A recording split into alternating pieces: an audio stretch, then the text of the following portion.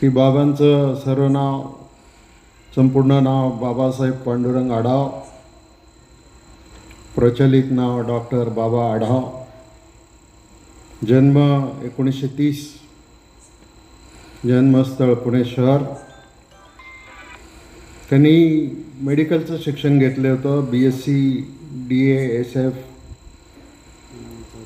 पुणे शहरात, आणि गेल्या 92 वर्षापासून पुण्यामध्ये त्यांचं वास्तव्य आहे. पुण्यामधील वास्तव्यामध्ये ते राष्ट्र सेवा दलाचे संघटक म्हणून कार्यरत राहिले. 1952 साली अन्नधान्य भावाच्या विरोधात त्यांनी सत्कार केला, म्हणजे सत्याग्रह केला, आणि पहिला तुरुंगवास त्यांना झाला. 1953 साली पुण्याच्या नाना पेठेत त्यांनी त्यांच्याच घरामध्ये दवाखाना सुरू केला. 1955 साली हडपसर येथे दवाखाना, महाराष्ट्र आरोग्य मंडळ, साने गुरुजी रुग्णालयाची स्थापना केली. गोमांतक म्हणजे गोवा मुक्ती आंदोलनामध्ये सहभागी पुण्यातून शुश्रूषा पथक नेलं. 1956 साली हमाल पंचायत जी आहे पुण्याची, त्या हमाल पंचायतीची स्थापना त्यांनी केली आणि त्यांची अध्यक्षपदी निवड झाली. पुण्यामध्ये त्यांनी विकास व्याख्यानमाला चालवली, प्रौढ साक्षरता वर्ग चालवले. 1957च्या संयुक्त महाराष्ट्राच्या आंदोलनामध्ये त्यांचा सक्रिय सहभाग राहिला. 1974 साली पुरोगामी सत्यशोधक या नावानं त्रैमासिक प्रकाशनाचं संपादन केलं आणि देवदासींची जी प्रथा होती त्याचं निर्मूलन व पुनर्वसन करण्यासाठी चळवळ केली. 1975 मध्ये आणीबाणीमध्ये झोपडवासियांचा प्रचंड मेळावा त्यांनी घेतला आणि त्यांना मिसा कायद्याखाली 14 महिने येरवड्याच्या कारागृहात कारावास त्या ठिकाणी भोगावा लागला आणि त्यांनी झोपडपट्टीसाठी हे सगळं सहन केलं. 77 ते 81 एक गाव एक पाणवठा सत्यशोधनाची वाटचाल केली.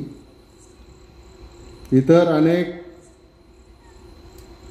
जे जातीवादी विचाराचे लोक आहेत त्यांच्या विरोधामध्ये अनेक ग्रंथ त्यांनी प्रकाशित केले. महाराष्ट्रातील सामाजिक इतिहासाचं संशोधन या ग्रंथांना नामवंत संस्थांचे पुरस्कार मिळाले. 1979 साली नामांतर आंदोलन पुणे ते औरंगाबाद लॉंग मार्च नेला. आंदोलन यशस्वी केलं आणि त्याच्यामधून त्यांनी वाटचाल पुढे चालू ठेवली. 1982 साली पुण्यात राष्ट्रीय एकात्मता परिषदेची स्थापना केली आणि पु ल देशपांडे यांच्या अध्यक्षतेखाली प्रचंड मोठी अशी परिषद त्या ठिकाणी झाली. 84ला भिवंडीची दंगल, ओरिसामध्ये वादळग्रस्त भागाला मदत, मराठवाडा भूकंपग्रस्तांसाठी पुण्यातून मदत निधी जमा करून पाठवला.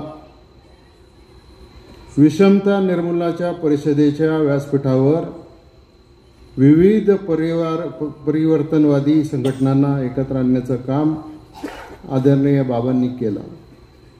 संसद बाह्य क्षेत्रामध्ये कार्य करणाऱ्या कार्यकर्त्यांना आर्थिक सहाय्य मिळवून देण्यासाठी सामाजिक कृतज्ञता निधीची स्थापना बाबांनी केली. पुण्यातील 50,000 रिक्षा चालकांना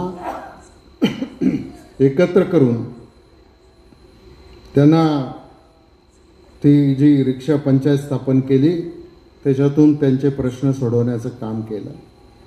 आणि आणखीन सगळ्यात महत्त्वाचा जो उपेक्षित वर्ग आहे पुण्यामध्ये कागद गोळा करणाऱ्या महिला आहेत, काचा गोळा करणाऱ्या महिला आहेत, बांधकामवाले कामगार आहेत, पथारी व्यावसायिक आहेत, अंग मेहनतीचे कष्टकरी आहेत, घरामध्ये काम करणाऱ्या मोलकरणी आहेत, इत्यादींसाठी कष्टकऱ्यांसाठी सातत्यानं संघर्ष, देशातील 37 कोटी कष्टकऱ्यांसाठी सामाजिक सुरक्षा कायद्यासाठी त्यांनी आंदोलन केलं आणि अशा प्रकारच्या आंदोलनामधून हा कायदा फलश्रुती होईल असा विश्वास संसदेने या संदर्भातलं विधेयक मंजूर केलेलं आहे. हे आहे बाबांचं सगळं आयुष्याचं कर्तृत्व. त्यांना मोठे मोठे पुरस्कार पण मिळालेले आहेत. त्यांना पुण्याचा पुण्यभूषण पुरस्कार मिळाला. महात्मा फुले, छत्रपती शाहू महाराज, डॉक्टर बाबासाहेब आंबेडकर, प्रबोधनकार ठाकरे, यशवंतराव चव्हाण, कवी कुसुमाग्रज इत्यादी थोर व्यक्तींच्या नावाने असलेले विविध संस्थांचे प्रतिष्ठित पुरस्कार बाबांना मिळाले. उद्योगपती धीरूभाई अंबानी यांचे नाव असलेला रिलायन्स इंडस्ट्रीचा पुरस्कार बाबांना मिळाला. मारवाडी फाउंडेशनचा पुरस्कार बाबांना मिळाला.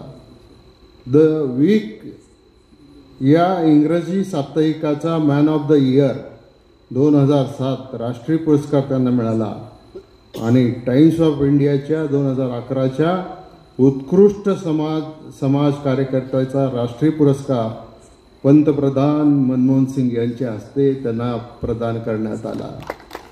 म्हणजे एवढे मोठे मोठे पुरस्कार मिळवल्यानंतर आणि एवढं काम म्हणजे जे आपल्या कोणाच्या लक्षात पण येणार नाही की या क्षेत्रात काम करायला पाहिजे, त्या क्षेत्रात त्यांनी अख्खं आयुष्य त्या ठिकाणी व्यतीत केलं.